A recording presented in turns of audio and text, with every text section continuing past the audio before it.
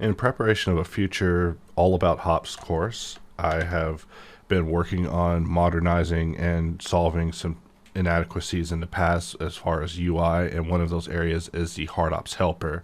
One of my favorite things about the helper now is if you click on the buttons for changing what the S-sharp is going to be solving for, whenever you use it in the pre-sharp, it now displays a notification for it. And if you change the auto smooth by clicking on the toggles for those, you see that there's now a notification displaying for it. So it does make that part just a little bit clearer. Even though changing the pre-sharp is something that I rarely do, I typically keep it at 30 and then just adjust it on the fly manually.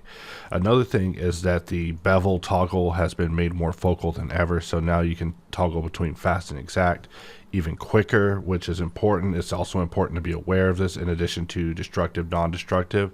Some options that were irrelevant are no longer in front of us, such as WN and hardened normals. However, if we go under bevel operator, we do see that there is still the option for hardened normals if you want it. However, I feel that this was something that people were toggling on ceremoniously without understanding what it was for, causing themselves unnecessary issues with performance. So as a result, we just took a close examination at what we were going for and just cleaned some areas up. We also see that the mesh clean area and dice have been combined to be just a little bit more simple.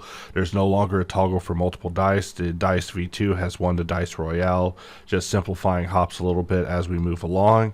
But just letting you know that there has been some changes with the helper, and there will probably be some additional refinements as we get hops ready for this next major release.